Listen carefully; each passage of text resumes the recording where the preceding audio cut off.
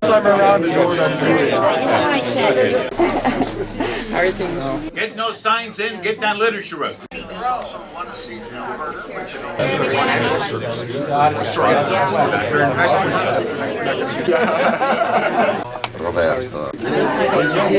Putting up signs? A couple of weeks ago, I was at a function where a former parliamentarian finished off by introducing Borys, and he said, Borys is the most hardest working, most effective, most influential member of parliament in Ottawa. I give you Borys.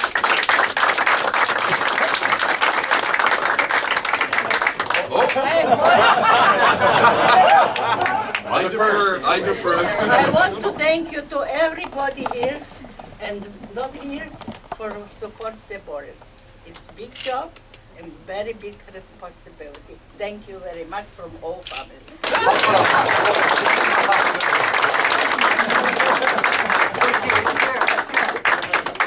You see, the problem with high schools is that they're saying that once the kids hit grade 9, 10, they're now going to stream their work, and they can't really push that upon them to take it. But if they offer it in the school system, they did it in Martingrove for a lot of years. Well, my first choice would have been Martingrove, yeah. Friends, fellow Etobians, friends of Borys, personal acquaintances of mine, very pleased to be here today. This is an amazing campaign team. What a tremendous launch with so many nice faces in the audience. It's so nice when you open the door and you have a room that's crowded, you have a room of enthusiasts, you have a room that's excited, shows energy. Borys! Borys! Borys! And it's all because of Borys. We're all thrilled to have Borys as the candidate for the Liberal Party here in Etobicoke. What a polished team under Borys. You can feel the energy, you can feel the vibe. There's no medium to small if they want to volunteer.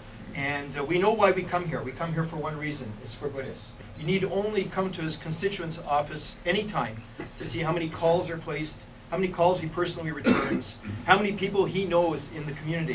He's not one to sit behind a desk and wait for people to come to him. He goes out actively. Most recently, at Christmas time, I had the honor to go out with Borys and deliver toys to those children who perhaps don't get as many toys or don't get any toys in some cases. You're just going there, smiling. Having an MP that can represent you at every level, an MP who can stand there and stand for your values and deliver that consistently. This is a person we want in Ottawa, a person who can represent us, a person we can call on the phone and get an answer back, a person who will call you with a reply and tell you honestly, can I help you or can't I help you, but will give you the right advice and counsel. And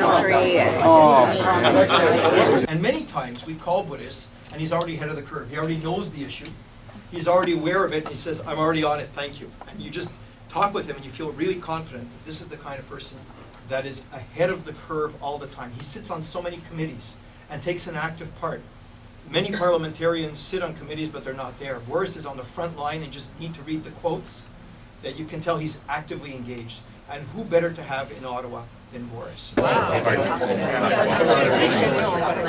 I voted, like everybody else in this room, for democracy, not for dictatorship. We need a liberal government to bring back integrity and dignity to the process we call democracy in this country. And you know, there's a reason why we have a democracy here. And there is a reason why your vote is important. And that reason is so that your voice is represented as Borys has done so ably at the national level. That's what I'm trying to get About 150. After all those introductions, it's actually somewhat difficult to get up and to speak to all of you. But as I look around the room, I realize how incredibly blessed I am to have you as friends. Welcome on board. We're on an incredible journey. You see, we are a nation blessed. We're blessed to live in the best country in the world, Canada.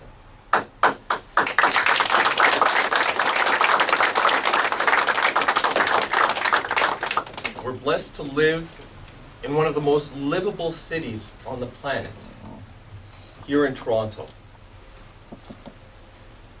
Yet over the last number of years, there's been an unease. Over the last year, we've heard the Harper government crowing about how incredibly well we've done through the recession, come out at the other end better than any of the other G7 countries. Well, I get out there and I talk with people. Canadians are working longer hours than they have since the 1950s. They're working harder. They're further in debt. Corporate Canada, Bay Street, have had a phenomenal year. Record profits. And we have a government that says we're going to give another $6 billion to corporate Canada. Well, how about giving it to the hard-working Canadians, the middle classes, the working classes in Canada, the ones that are struggling? How about giving that $6 billion in tax breaks to working class, middle class Canadians? In the last election campaign, there was a promise made to our seniors. I heard from thousands of Etobicoke Centre seniors who'd had a little nest egg in income trusts. And Mr. Harper broke his trust with those seniors. He promised he wouldn't tax them. Immediately after winning the election, he taxed them. And then during this recession, seniors were coming into my constituency office. They really don't complain. They carry themselves with dignity. But they came into my office because they wanted to let me know that they were scared. Let's take a look what's happening with the Afghan ordinance. There's been a change of policy. If they come back without a limb, without an eye,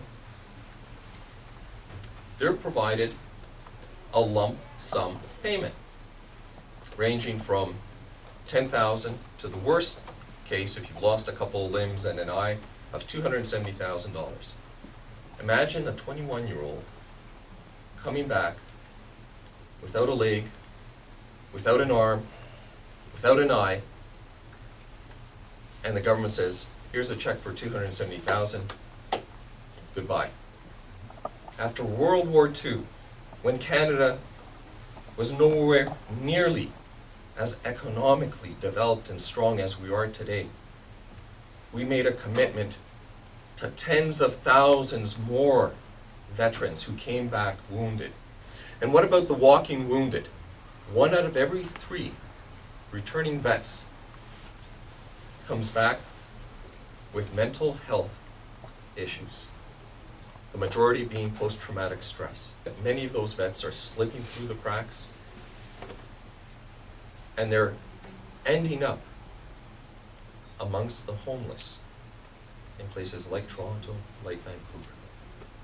We have a Prime Minister who, to prevent information from coming out so that we could hold the Prime Minister to account, shut down Parliament. He padlocked the people's voice, the House of Commons. Friends, we have a duty to do better. Canadians deserve better. There's a warmth in this room. And I feel reassured because we have a collective here that believes that we can do better.